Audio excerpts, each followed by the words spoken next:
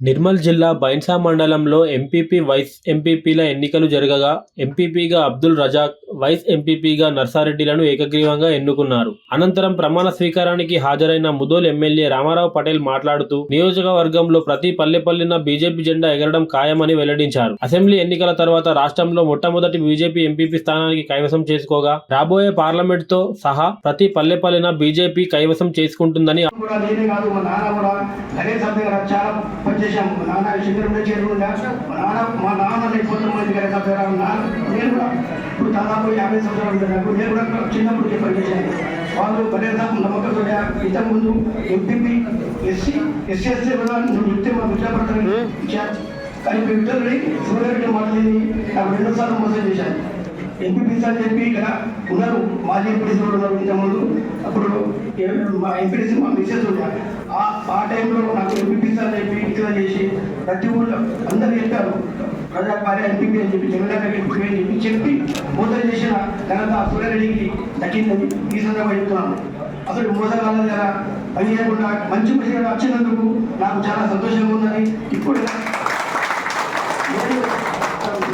నా కళ్యాణ ప్రారంభంతో వరకు నా రక్త వరకు ఎప్పుడు అమరపడకు వదిలిపెట్టి బీజేపీ వదిలిపెట్టి ఎట్టుకోనని చెప్పి ఇక్కడ చెప్పడం చేస్తున్నాను.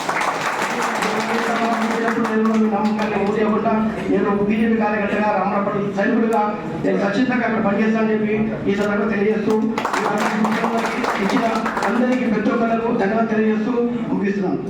మా బైన్సా ముదోల్ నియోజకవర్గం 1,00,000 ఎకరాలు రావాలి. 1,00,000 ఎకరాలు కాక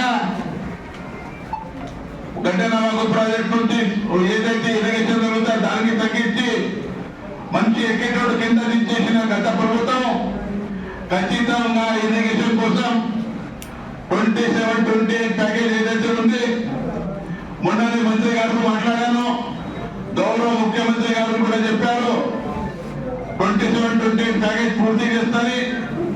అది అయితే ఖచ్చితంగా చేపిస్తాను.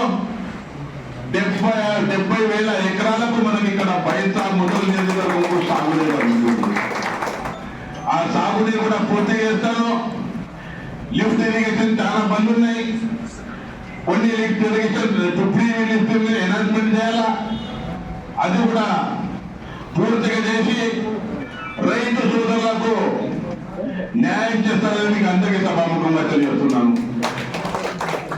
ఒకటి, ఉపాధ్యక్షులకు మంచి పని చేసి మన పేరు తీసి మన పార్టీ పేరు తీసి ఒక గత అధ్యక్షుడు ఉపాధ్యక్షుడు మంచిగా ఉండాలని పేరు తీయాలని కోరుకుంటున్నాను.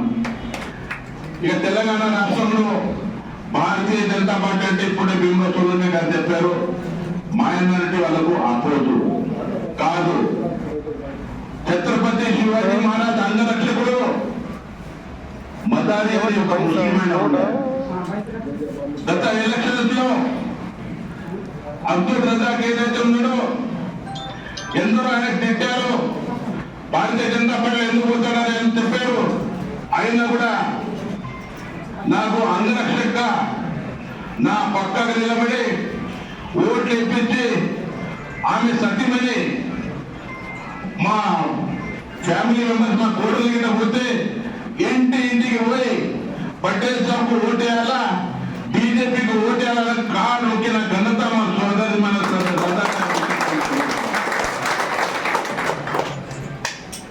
భారతీయ జనతా పార్టీ మైనారిటీగా అపోజ్ కాదు,